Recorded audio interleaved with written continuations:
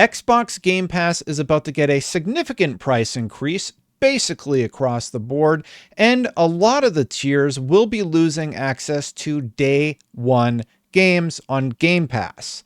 Let's talk about why this is confusing, how the announcement definitely wasn't handled the best, and some reactions from people online.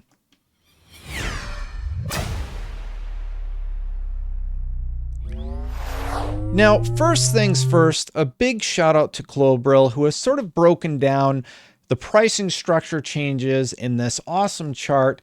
And it's more clear than anything Microsoft has put out. So we're going to use this as our basis for taking a look at the different tiers and what has changed. So to start, Game Pass Core is $9.99 a month or $74.99 a year. You get online console multiplayer, a limited catalog of 25 plus games on console, member deals, and discounts. Now, in my opinion, Game Pass Core is basically what Xbox Live was, but because they've put the Game Pass name on all of their tiers, it makes it incredibly confusing.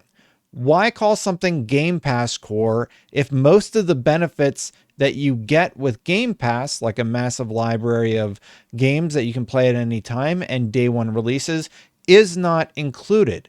Just call it Xbox Core. Don't call it Game Pass. It muddles the messaging, and it's bizarre that they do this. But we're going off of the Microsoft Xbox confusing definition, so that is included, and that does get a price change up to $9.99 a month. I believe that is an increase.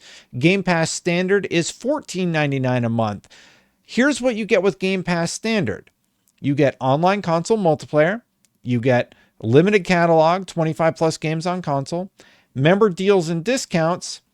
You get the Game Pass catalog, but no more day one editions.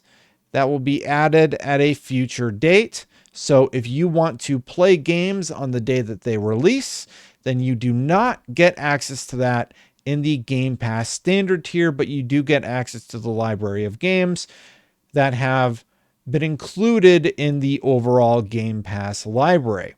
A little bit of a price hike there. Now, Xbox Game Pass Ultimate has jumped from $17.99 to $19.99, and basically you get everything. You get Riot Games, you get the day one editions, you get the Game Pass catalog, and that price increase comes out to about $36 every year. It's about a $3 price increase. Now, the way I think about it is that is 2 additional months that you're paying every year out of your pocket for the same service. One of the big failings in this announcement, in my opinion, is that Microsoft and Xbox didn't come out and clearly lay out why this added cost is going to benefit customers. They've been sitting on the Activision library for too long.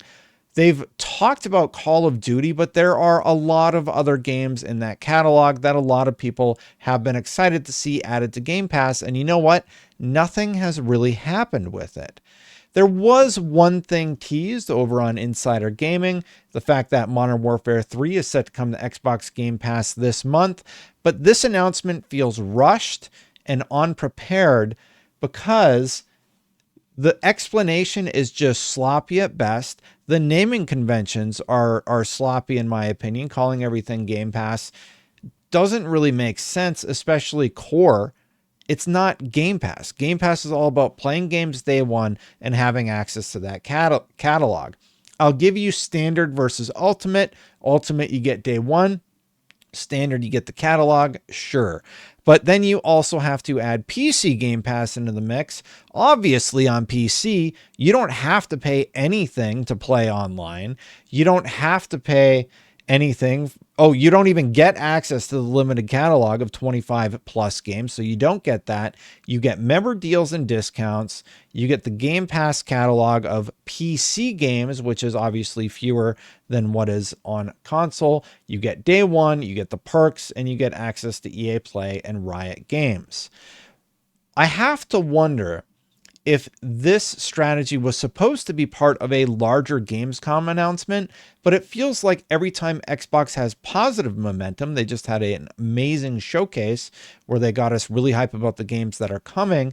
They have something like this that they sort of hide away and they release before their next big event. So we have Gamescom coming very soon in August, and people will get excited about whatever is announced there and sort of forget about this. But it's really annoying from a fan perspective to not just be allowed to have just a good year for Xbox. Like, they just announced layoffs. Now they're announcing that they're increasing the prices of Xbox Game Pass. And they're especially the fact that they are changing the day one content. Now, to be fair, Microsoft and Xbox are not the only people doing this. So let's see how it worked out for, I don't know, Disney. Disney drops 1.3 million subscribers amid price hike. Streaming loss shrinks by $300 million. Now, I'm bringing these up because I do feel like Xbox is sort of at that line for seeing a massive loss of subscribers. I think this is about as far as they can push it. And this announcement, in my opinion, was especially bad because there is no clear benefit to customers as to why this price increase is happening. Okay, I get Call of Duty later this year, and there's rumors about some other games, but I don't really get a ton out of it. And if I am a user who has not been utilizing the Game Pass service for a while, this is a perfect time to dip out. Now, existing users do get a little bit of a discount rate, and you can stack up right now for 3 years, but they're also going to limit stacking to 1 year. So my concern is there is another price increase coming down the line, maybe in 6 months, maybe in a year, after they actually announce more games coming to the service, but that's something we've largely just been waiting to hear about. Well, how did it go for Warner Brothers? Warner Brothers Discovery lost 2.5 million streaming subscribers in the last 6 months, while its rivals grew, and sports are partly to blame. That was in November of 2023. As you know, they increased their prices and they saw attrition. Now, to be fair, Netflix did the whole password crackdown thing where they said, okay, you're going to have to subscribe. And they saw a massive influx of users. But one recent news story is that they are straight up kicking people off of the platform if you are on the basic subscriber tier, and you're getting warnings about their plans coming to an end. Now, with the confusing nature that I brought up for Xbox Game Pass Core, which is basically rebranded Xbox Live, I have to wonder if at some point those people are also going to have the same situation happen to them, because that's a weird tier. They're like, we're getting rid of Xbox Live. No more game editions every month that you can download and keep forever on your console. We're going to give you 25 games and we're going to call you Game Pass now. But you don't get any of the cool stuff that real Game Pass subscribers get. We're just rebranding it because it's easier internally or something, or it makes our metrics look better at the end of the year. It's weird, and it doesn't really make a lot of sense to me. Now, the other fact is that I wanted to say Netflix did see a huge boon when they did that password crackdown. They have nearly 270 million subscribers after another strong showing to begin 2024 was the last that we heard about Netflix. But we are seeing attrition with a lot of these streaming services because, let's be honest, I think people are tired of having 20 different subscription services that are all raising their prices. I know myself, I do not subscribe to Disney Plus anymore. I don't subscribe to Netflix anymore because I got another price increase notification. And I'm just like, I don't really watch anything on these services right now. I'm going to drop it. So it would be great if Microsoft came out and they said something like, your WoW subscription is now part of Game Pass. You're going to get all of these old games that are going to come to the service, and had a more positive spin on this news, because right now it's not great. And it's especially not great when everybody's talking about this quote from the FTC trial where they said Game Pass won't increase in price even after the Activision Blizzard merger, says Microsoft. And here's the actual documentation where they said that. And I've actually pulled out the quote and put it in my fancier spread. It says, here the acquisition would benefit consumers by making COD available on Microsoft's Game Pass on the day it released on console, with no price increase for the service based on the acquisition on Nintendo and other services that allow cloud streaming. So they're talking about, I can't figure out where my camera thing is, giving more access at the same price point that they currently have. However, the reality today is that's just not the case. That straight up is not what happened. You did increase the price of the service. And what are you going to say? You're going to say it's because of blockbusters like Call of Duty have been added to the service. But that's not what you said during the FTC trial. And that is why a lot of people, myself included, are a little bit miffed about this news today. Now, before I continue on and we read about the comments, please consider hitting that subscribe button, hitting that bell, especially if you've enjoyed the videos on my channel. Thank you so much for watching so far. And if you're already subscribed, hit that like button. It does help with the algorithm. Now, here are some online reactions. Now, Daniel Ahmad, he's one of my favorite analysts. I did an interview with him over on IGN back in the day, earlier this year in April, where we talked about the changing strategy of all the video game companies and the layoffs and a bunch of stuff. And this is part of it. Ahmad says, pretty much what I thought would happen, not a complete removal of day one first-party games, but a shift to Ultimate only and a price increase. I mean, he hit the nail right on the head. It said it months ago. Matt Piscatella, another analyst who's popular online, has been throwing his name in the hat, and here's what he said about the increase. Jeff Grubb said, to me, this says what we've known for a while and definitely how I've felt. The future is all Game Pass, strategy is over. Matt Piscatella says, based on the data, been true for a while now. Matt, are you saying it's over for Game Pass? The future is not all subscription, something I've been saying for 4+ years now. And like I said, I do think the industry is at this saturation point where people are like, I'm done. I don't want to deal with all these subscriptions anymore. And this especially should hit hard for some of the hardcore who are like, what, Destin? It's just $3 a month. It's $36 a year. That is a significant increase. That is 2 extra months a year you're paying for what has been marketed as largely the same service we have been promised forever, with no benefit laid out for what the consumer gets. Yes, we do continue to get the same great service. It is still a great value. It's about the price of 3 games a year. But this is going to make people really look at their subscriptions and say, you know what? I don't play this that much, or I only played several games on it this year. I'm just going to buy my games and I'm not going to subscribe to this anymore. And that's why this post is telling, because it does say this is about the most loyal subscribers. And here is how Matt Piscatella felt about that. Well, if subscribers aren't growing meaningfully, might as well raise the price on the most dedicated customers that will keep subscribing regardless of cost. So they're going to increase the prices, and I do think we start to see attrition on Game Pass. They've been saying that this is very important to them, and clearly that importance has shifted because they have set this price at a point that just isn't gelling well for people. And unfortunately, people are just seeing too many subscriptions that they're not utilizing, and they are wising up and getting rid of it. And there's a lot of places in the world where they have to notify when they make these changes and give you an easy way to cancel. That is legislation that's looking to be passed across the world.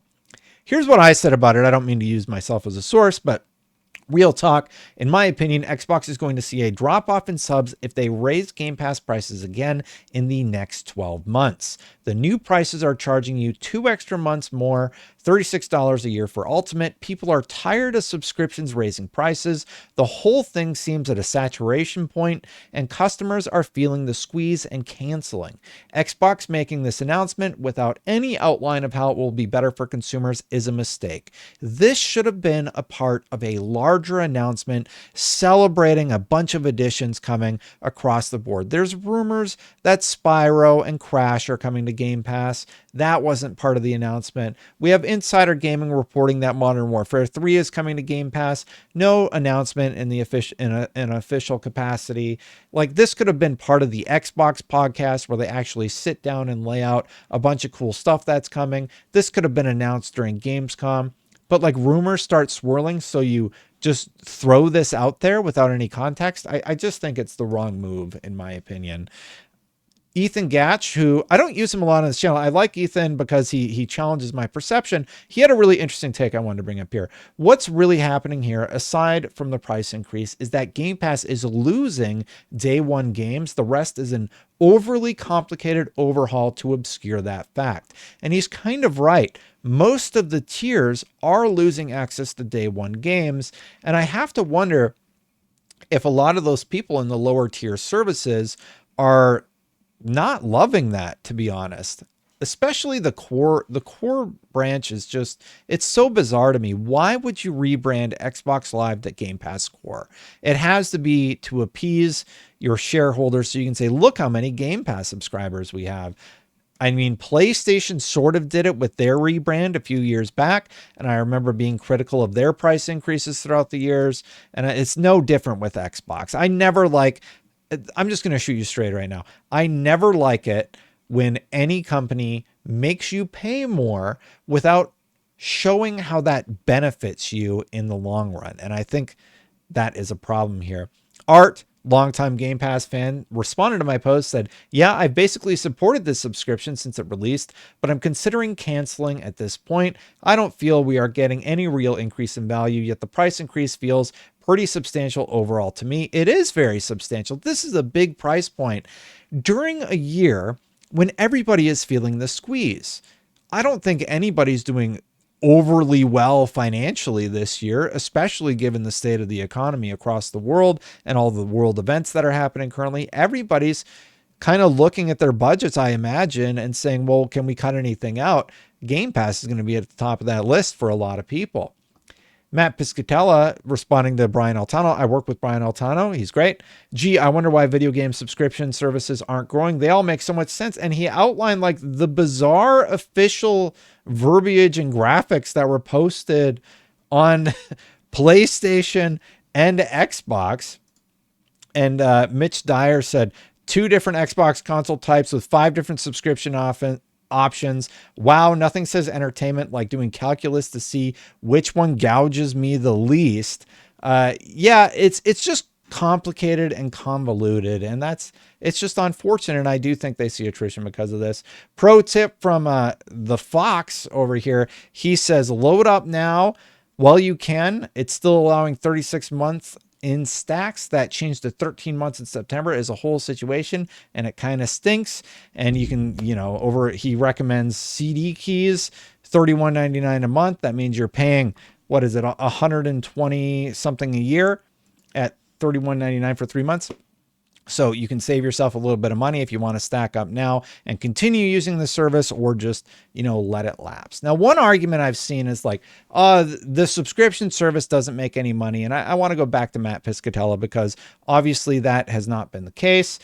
Matt Piscatella says, anyways, the data suggests to me that a game is as likely to get an increase in sales from inclusion in a subservice through exposure and virality as it is to see cannibalization. Just depends on how well the individual game is received. Take that for what it's worth. If a game doesn't sell well when part of a subservice, it's likely because it wouldn't have sold well regardless. Immediately muting this, but yeah, what do I know? I've only been studying how and why video games sell for literally 20 years. I'm sure those disagreeing are probably right. Obviously feeling a little bit frustrated with people arguing that he's wrong, as like this is his whole career and that's what he does.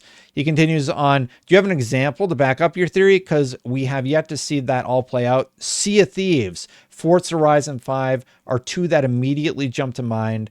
Jason Trier says Fall Guys sold 10 million copies in large part because it launched on PlayStation Plus. So 2 Xbox examples of games that were wildly successful. Sea of Thieves was a big hit. Forza Horizon 5 was a big hit. And Fall Guys a big hit over on PlayStation. Like, the data is out there that says being being part of a subscription doesn't hurt your game. If anything, it seems to help it.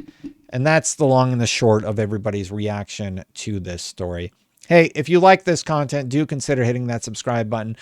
Hit that like button if you're already subscribed. Let me know what you think about all this in the comments below. I'm somewhat indifferent, and I'll make my own choice about whether or not I stay subscribed to Game Pass, but I recommend you to consider it. It's not that hard to cancel if you choose to, and if you are going to stay with a service, do the stacking thing. I mean, that's what I did. I don't know when my last stacks expires, but I will look into it, and maybe I'll up again for another 3 years before they start throttling it to 1 year.